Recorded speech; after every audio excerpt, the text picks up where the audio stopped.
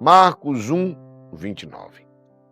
Naquele tempo, Jesus saiu da sinagoga e foi com Tiago e João para a casa de Simão e André. A sogra de Simão estava de cama, com febre, e eles logo contaram a Jesus. Ele se aproximou, segurou sua mão e ajudou-a a levantar-se. Então a febre desapareceu e ela começou a servi-los. Palavra da salvação. Palavra muito forte, muito forte. E até digo para vocês uma curiosidade, porque às vezes quando se fala na palavra que alguém estava com febre, parecia que era uma doença grave. Parecia não, era uma doença grave. Por quê? Porque naquela época não se tinha inventado o antibiótico, não existia a penicilina ainda. E então, como não existia antibiótico, a febre significa não uma doença, mas a febre significa que existe uma infecção. E uma infecção, hoje é fácil, que se a gente tem uma infecção, a gente toma um antibiótico. E tem uma sequência hoje de antibióticos muito grande. Se esse não faz efeito, vou para esse, se usa. Naquela época não, era uma infecção e não existia o remédio para curar uma infecção. Então essa curiosidade é interessante você saber, porque às vezes na palavra de Deus fala que alguém estava com febre. Porque normalmente aquela febre era uma manifestação de uma infecção e depois iria, o que é que acontecia? A pessoa iria piorar, porque não tinha um remédio, e iria iniciar um processo de sepse, que é uma infecção generalizada. E a pessoa morria de quê? Da infecção, seja ela de qual for o foco, urinário, seja pulmonar, seja qual for. Então, essa curiosidade é interessante para você saber. É interessante que, após a oração, eles fizeram um movimento muito forte. Como assim, Geraldino? Como curar minha família? Você já parou para pensar nisso? Nossa família tem enfermidades emocionais, principalmente, né? Mas também tem enfermidades físicas. Mas porque cada um tem suas histórias, os seus traumas, as suas marcas, sabe, as suas feridas, que muitas vezes não foram curadas. Então, a nossa família precisa de cura. A sua precisa, a minha precisa. Então, diga, a minha família precisa de cura. Até porque eu também preciso de cura. Nós precisamos ser curados, a gente já falou isso, e sempre. Seja de uma enfermidade física, mas também de uma enfermidade emocional em nossas vidas. Se você deseja curar a sua família, nós vamos aprender nessa passagem hoje o movimento de cura. O movimento que eles fizeram para trazer a cura para a sogra de Pedro. Como é que eu faço para trazer a cura para a minha família? Existe um movimento. Tiago e João, ao saírem da sinagoga, levaram Jesus para a casa de Simão e de André.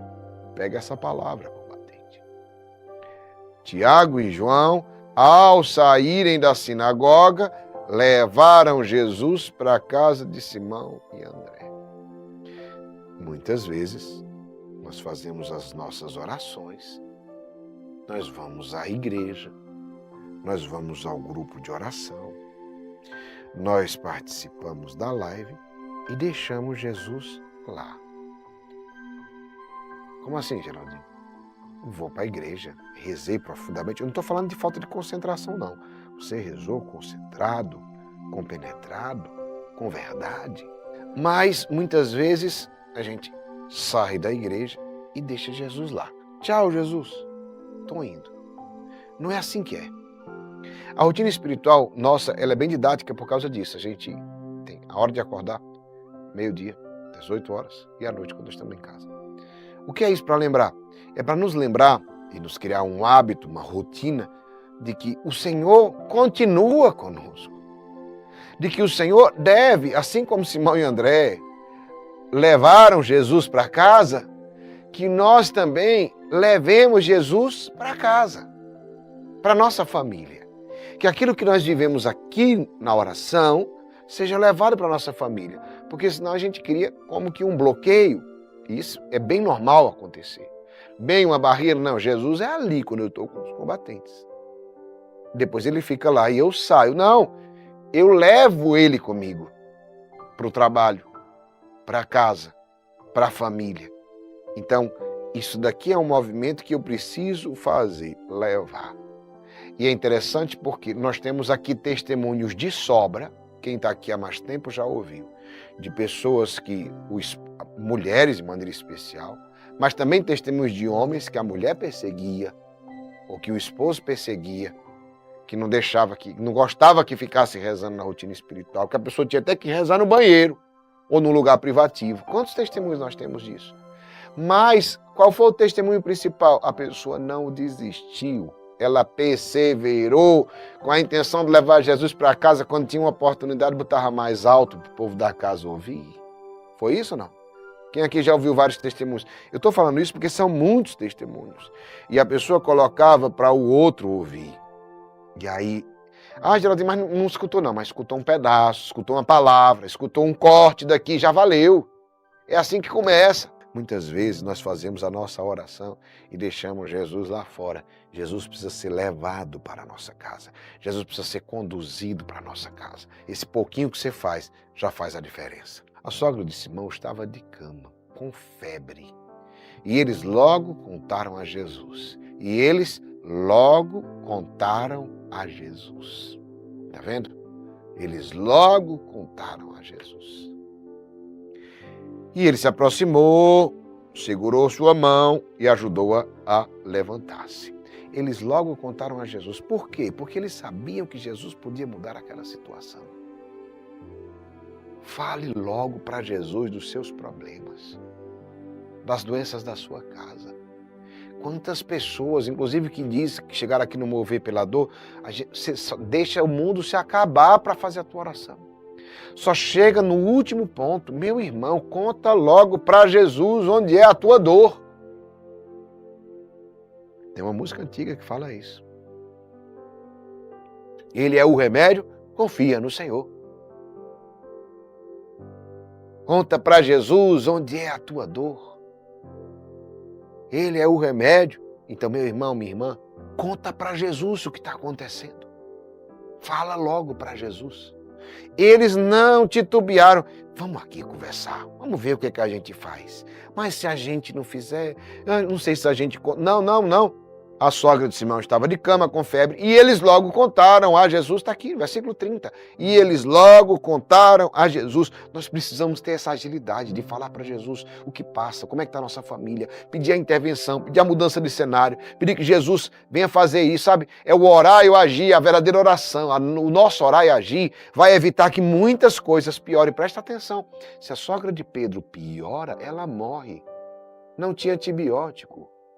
Se ela piora, ela morre, gente. Vocês estão entendendo? Às vezes nós estamos deixando piorar, morrer, para buscar ajuda. Não deixe sua família se acabar. Um casal está com um problema. Presta atenção nisso. O casal está com um problema. Desentendimento. Estão chateados. Estão se chateando. Estão se desentendendo. Você deixa seu casamento se acabar. Na verdade, o que eu estou dizendo é porque é o que está acontecendo hoje.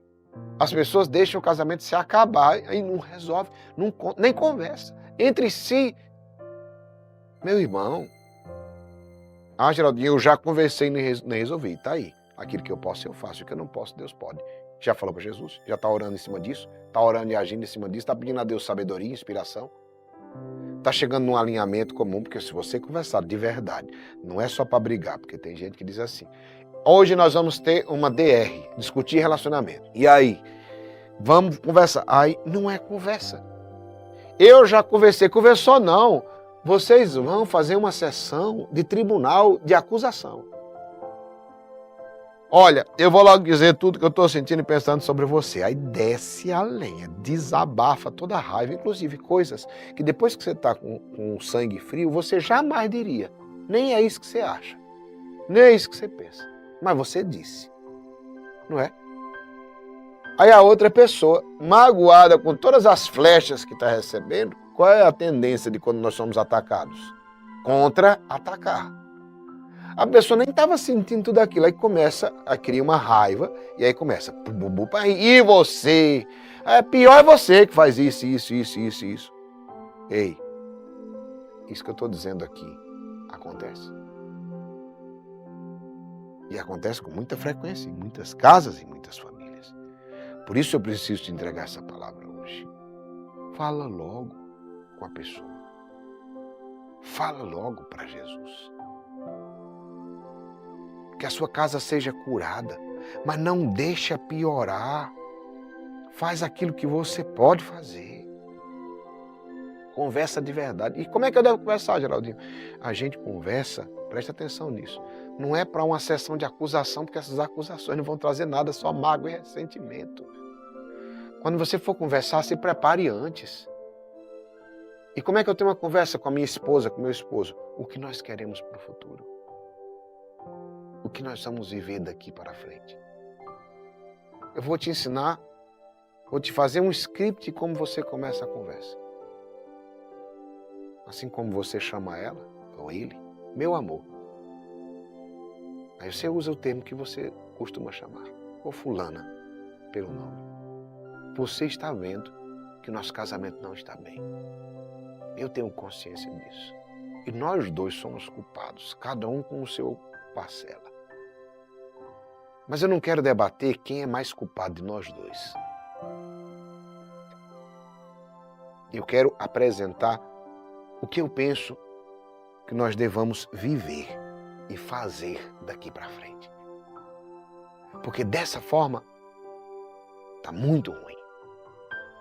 E eu sei que está lhe magoando e também está me magoando. Eu sei que você está sofrendo com isso e eu também estou sofrendo. Vamos resolver. Não vamos mais insistir no que está dando errado. Vamos fazer dar certo. Porque só dá certo se nós fizermos dar certo. Um casamento só dá certo se os dois fizerem dar certo. Então, é assim, deu spoiler. Aí você faz. Você não se preparou antes para saber? Eu estou lhe dando a introdução de como é que você vai começar. Você vai começar desse jeito. Aí você vai para o que você disse, ó. Vamos fazer isso, vamos agir assim, vamos ter isso, vamos ter aquilo. E aí as coisas vão fluindo. Vai ser 100%, vai ser perfeitinha essa conversa? Vai ser não, mas vai ser uma aprumada. É assim que a gente fala aqui no Nordeste. Ela não vai ser perfeita, vai ter alguns momentos que não vão ser tão legais, mas vai ser aprumada. O problema é você chegar com uma conversa sem rumo, sem direção, para dizer que você está conversando, você começar a bombardear e atacar o outro, e o outro lhe atacar também. Sabedoria. A sabedoria que faz prosperar, foi o que a gente falou. Por que eles falam logo para Jesus? Porque eles sabiam que Jesus podia mudar aquela situação. Nós demoramos demais para falar a Jesus sobre os nossos problemas internos. Quanto mais rápido você fizer isso, mais rápido Deus vai te levantar. Quanto mais rápido você conversar sobre o seu casamento, mais rápido seu casamento vai se restaurar. Quanto mais rápido você falar para Deus sobre os seus problemas e as suas crises internas, mais rápido Deus vai te levantar. Fala para Ele. Faça como os apóstolos Tiago e João, diante da sogra de Simão, eles contaram logo a Jesus. Faça você a mesma coisa. Então a febre desapareceu e ela começou a servi-los. Como assim? Curados para servir. Perceba que existe um movimento aqui. Trazer Jesus para sua casa. Vamos concluir bem. Movimento espiritual. traga Jesus para sua casa. 2, apresente a Ele as suas enfermidades, os seus problemas. 3, seja curado por Ele. 4, comece a servir. Se houver esse movimento, haverá prosperidade e crescimento. Se não houver esse movimento, não prospera, não cresce. O princípio do servir é o que ativa o receber em nossa vida. Quer receber? O princípio do servir é o que ativa o receber em nossas vidas. Tem muita gente que não está recebendo porque não serve. Tem muita gente que não está recebendo. Entre nesse movimento. Você vai ver como é forte. Traga Jesus para sua casa. Apresente a Ele as suas enfermidades e problemas. Seja curado e transformado por Ele. Depois, comece a servir do jeito que você recebeu. É dando que se recebe.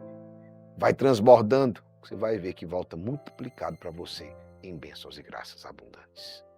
Pega a palavra, combatente.